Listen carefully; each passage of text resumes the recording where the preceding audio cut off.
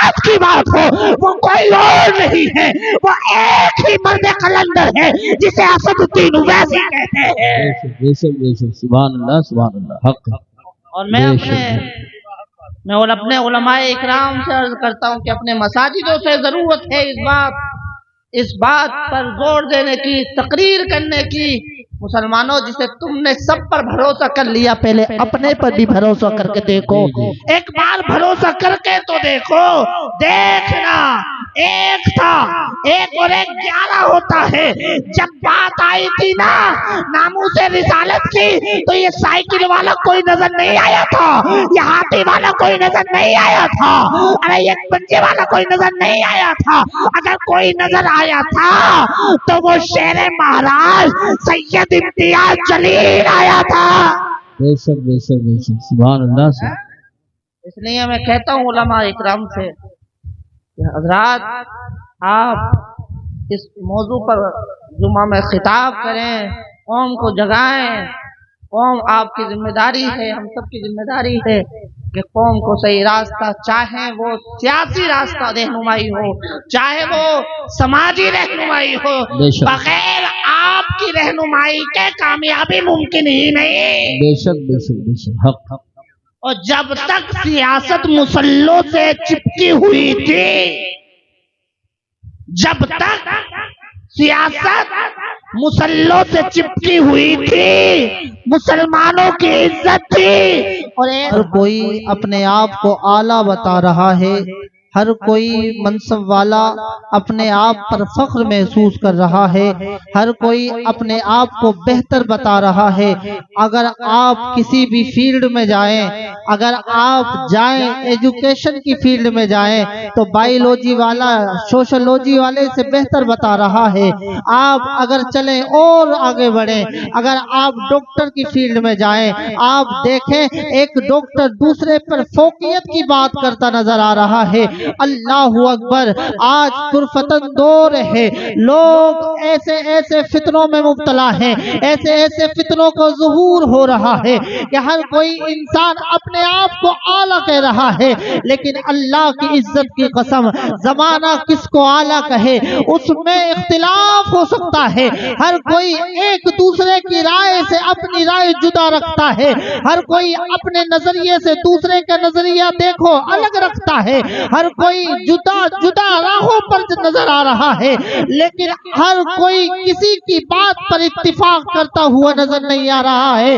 لیکن زمانہ کسی کو اعلیٰ کہے، وہ اعلیٰ ہو بھی سکتا ہے نہ بھی ہو سکتا ہے، لیکن جس کو میرے نبی اعلیٰ کہہ دیں، جس کو میرے آقا کریم اعلیٰ کہہ دیں، زمانہ تو بدل سکتا ہے لیکن میرے آقا نے جو کہا وہ نہیں بدل سکتا۔ اللہ کے نبی سے پوچھتے ہیں آقا آپ بتائیں اعلیٰ کسے کہتے ہیں؟ آج زمانہ سائنٹسٹ کو اعلیٰ تصور کر رہا ہے، آج زمانہ ایک بہترین لوئر کو اعلیٰ تصور کر رہا ہے، آج زمانہ جو ہے ایک دوسرے کو اپنے سے اعلیٰ تصور کر رہا ہے۔ آقا کوئی فکر دیجئے مسلمانوں کو، اعلیٰ کون ہے؟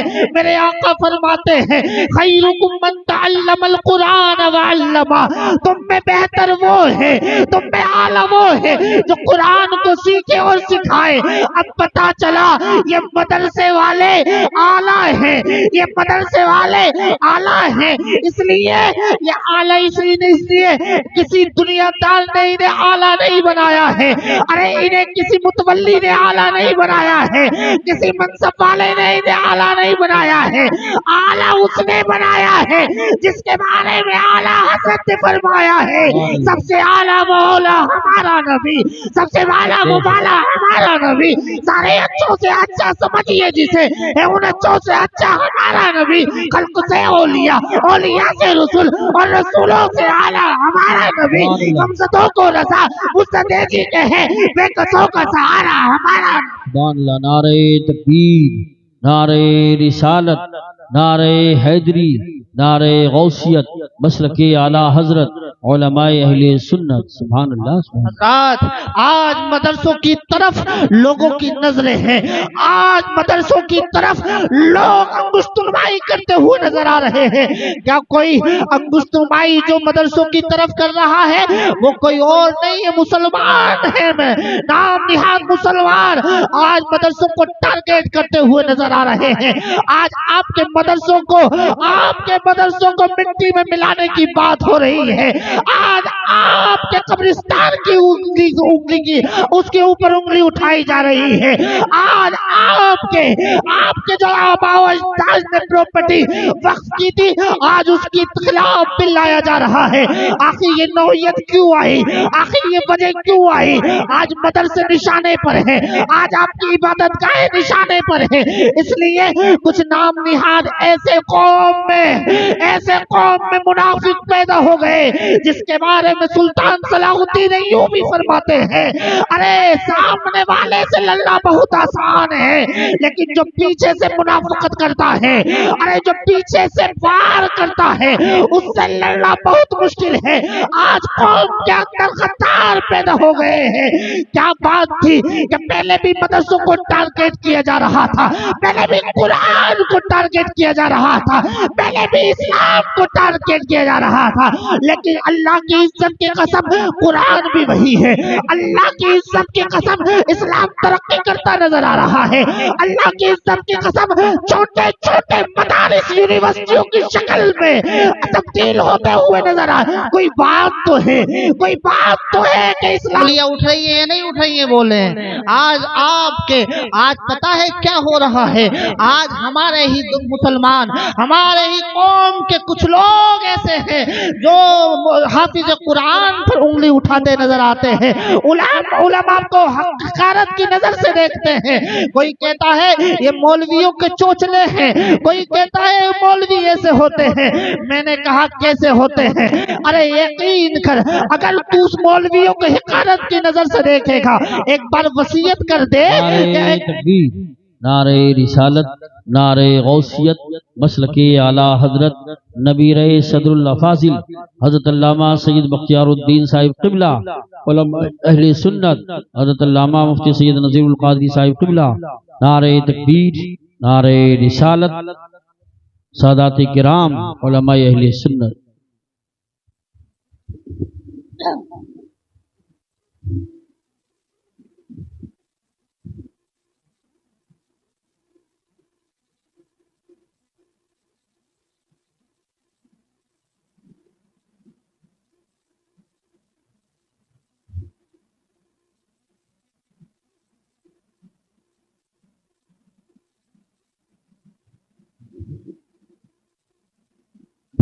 بیٹھ جائیے آپ حضرات، تشریف رکھیں سید صاحب۔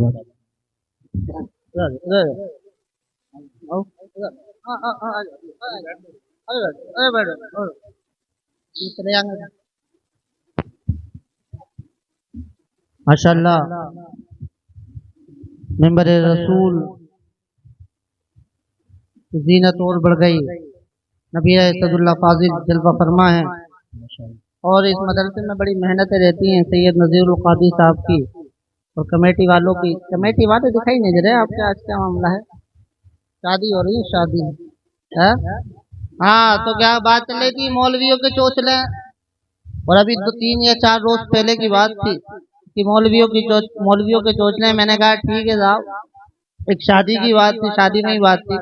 میں نے کہا ایک وصیت نامہ تیار کرو گا کس چیز کا کہ مر جاؤں تو مولوی کو مت بلانا، مر جاؤں تو مولوی کو مت بلانا۔ میں نے کہا ایسی وصیت تو کر ٹائپ، وصیت کرنے پہ راضی نہیں ہے۔ میں نے کہا مولوی رونگ نہیں ہے، تیرا نظریہ رونگ ہے۔ مولویوں نے تو یقین کرنا آج جو بھی ممبر رسول پر علماء دین نظر آتے ہیں، مسجدوں کے ممبر سے جو بھی حقانیت کی بات بلند ہوتی ہے، اگر آپ کے مدرسوں کا تحفظ باقی نہیں رہا تو کوئی اذان پڑھنے والا نظر نہیں آئے گا، اور کوئی نماز پڑھانے والا نظر نہیں آئے گا، ارے کوئی حق کی بات کہنے والا نظر نہیں آئے گا۔ یقین کرنا آج جتنے بھی علماء ہیں یہ مدرسوں کا صدقہ مدرسوں کی عطا ہے، اور یہ مدرسے باقی نہیں رہیں گے تو کیا باقی رہے گا؟ لہذا مدرسوں کو مضبوط کریں۔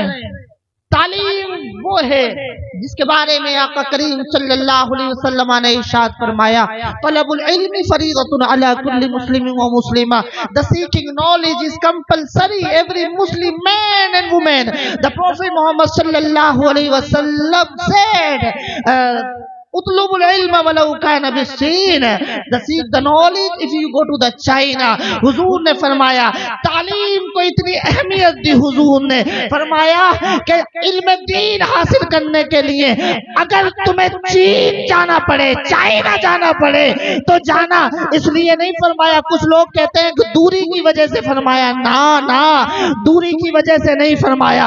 اس وقت چائنا کے اندر مسلمانوں کے حالات ایسے تھے، اگر کوئی مسلمان آتا تھا تلوار سے سر کو تن سے جدا کر دیا جاتا تھا۔ میرے نبی فرما رہے ہیں اگر تلوار کے سائے میں بھی علم سیکھنا پڑے تو سیکھنا، اس لیے کہ جو قرآن کو سیکھتا ہے وہ بھی بہتر ہوتا ہے، جو قرآن سکھاتا ہے وہ بھی بہتر ہوتا ہے۔ بے شک سبحان اللہ ماشاءاللہ ماشاءاللہ، بہت حضرات مدرسوں کو مضبوط کریں۔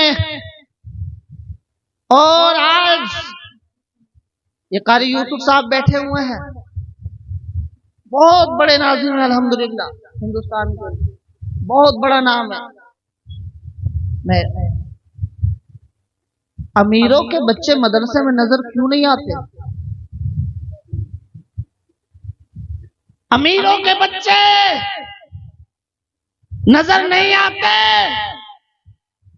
کسی نے کہا کیا کر رہے ہو؟ کہا بیٹا انجینئرنگ کر رہا۔ بہت اچھی بات ہے، میں اس چیز کا سپورٹ کرتا ہوں۔ میں کہتا ہوں مسلمان ہر فیلڈ میں آگے بڑھے۔ کیا کر رہا ہے بچہ؟ لوئر ہے۔ کیا کر رہا ہے بچہ؟ پروفیسر ہے۔ کیا کر رہا ہے بچہ؟ نیٹ کی تیاری کر رہا ہے۔